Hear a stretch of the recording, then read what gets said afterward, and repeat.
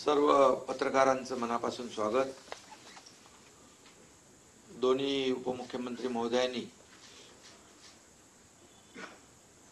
अधिवेशनाबद्दल आपल्याशी संवाद साधलाय। उद्यापासून आपलं पावसाळी अधिवेशन सुरू होतंय आणि या अधिवेशनामध्ये ठरल्याप्रमाणे विरोधकांनी बहिष्कार घातलाय। खरं म्हणजे या पंचवार्षिकचं शेवटचं अधिवेशन होतं। आम्हाला वाटलं होतं चर्चा करतील, येतील आणि चर्चेतून बरंचसं काही चांगलं जनतेसाठी होत असतं, परंतु त्यांची चर्चा करण्याची बिलकुल इच्छा नाही। पत्रही दिलंय, त्या पत्रामध्ये पण काही नवीन मुद्दे नाहीत। तेच घिसेपिटे प्रश्न उत्तर, अंतिम आठवडा प्रस्तावासारखं। आणि एकंदरीत जे काही चर्चा सभागृहात करायची आमची तयारी आहे, उत्तराची तयारी आहे, परंतु त्यांची तयारी नाही। त्यांची तुमच्या समोर येऊन खोटं बोल पण रेटून बोल, जसं देवेंद्रजींनी त्यांना काही उत्तरं दिली, अजितदादांनी दिली।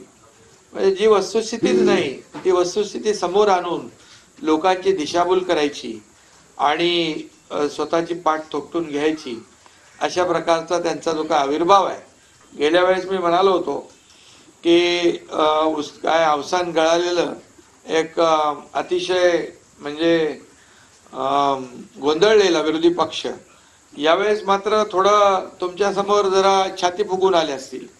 कारण लोकसभेमध्ये म्हणाले की लोकसभेमध्ये मिळालेलं म्हणजे अपयश यामुळे आता सत्ताधारी पोकळ आश्वासनांचं घोषणा करतील।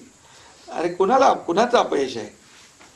मोदीजींना हरवा हरवा हरवा म्हणून जंग पछाडलं तुम्ही, मोदी द्वेषाने पछाडले, संविधान बदलणार खोटं नरेटिव्ह सेट केलं, आरक्षण जाणार हे म्हटलं, सगळ्या गावागावामध्ये जाऊन हे सगळं खोटं नरेटिव्ह पसरवून तुम्ही काही प्रमाणामध्ये नक्की त्याच्यामध्ये क्षणिक तुम्हाला आनंद मिळालाय, पण एवढं करून सुद्धा काँग्रेसला जागा किती मिळाल्या? 99।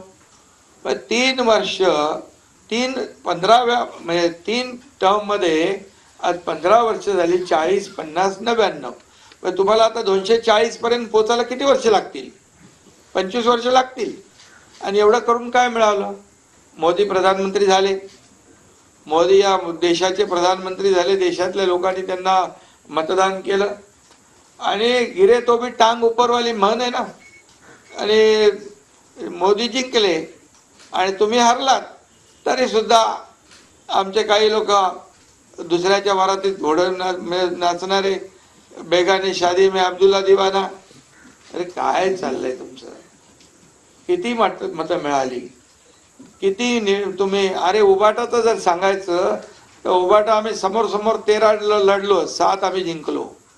19% टोटल मतांच्या 14.5% धनुष्यबाणाला मिळाली, 4.5% तुम्हाला तुमच्याकडे मतं राहिली। आणि ही आता आलेली सूज आहे।